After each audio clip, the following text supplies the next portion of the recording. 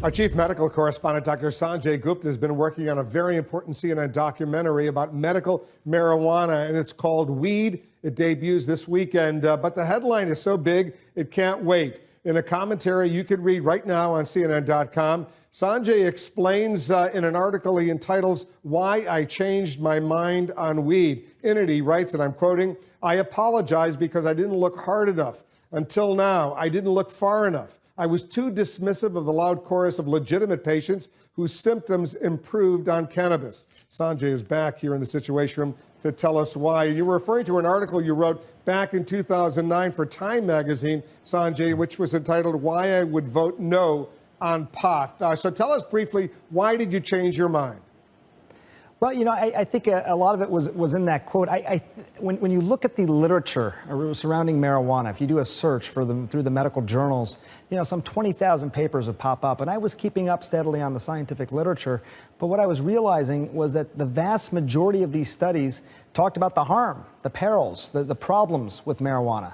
A very small percentage, less than 10%, close to 6%, actually evaluated benefit. So when you looked at all these studies in aggregate, Wolf, you would think that there was a distorted picture. You would think there was a lot more harm with marijuana than potential benefit. But it wasn't until I started looking at laboratories outside the United States, smaller laboratories that were doing amazing work, listening to the course of legitimate patients for whom not only did marijuana work, it was the only thing that worked, and that was quite stunning to me. I also looked closely at the DEA scheduling policy. They classify marijuana as a Schedule I substance, saying it's in the category of the most dangerous substances out there. And when I looked carefully at that, I found there was really no scientific evidence to say it was that dangerous, that it had high abuse potential, and that it had no medical applications. I believe it does have medical applications, and I just thought was an important message to get out there. And you also conclude, Sanjay, and I read your excellent article, you conclude that in certain cases, medical marijuana is even more effective than various pharmaceutical drugs, right? Absolutely. And this is, again, I think very important for people to hear. The medical community is starting to understand this better. But this idea that, for example, neuropathic pain, that's this terrible sort of burning, lancinating pain patients have described to me. Oftentimes these patients, they're miserable. They get narcotics, morphine, OxyContin, Dilaudid. These types of medications don't work, maybe at all, but certainly not after a few months. People can develop tolerance to them. And you come to find that marijuana, in a percentage of patients, not only does it work better than these narcotics, it's much safer.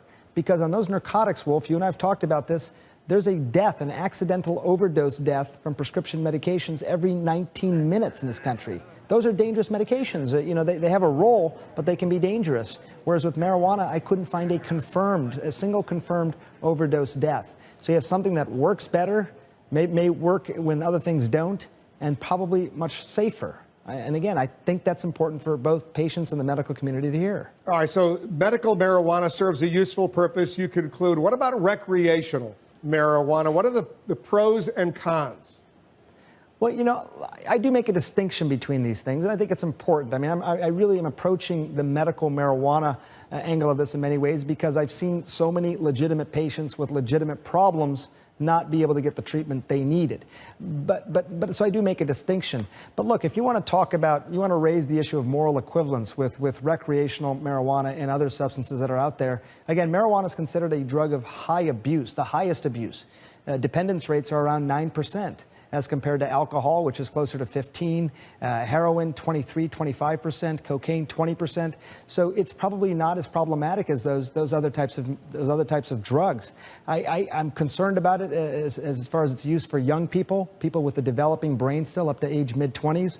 But you know, again, from a moral equivalence standpoint, you'd be hard pressed to find additional harm from this in adults as compared to some of the other things.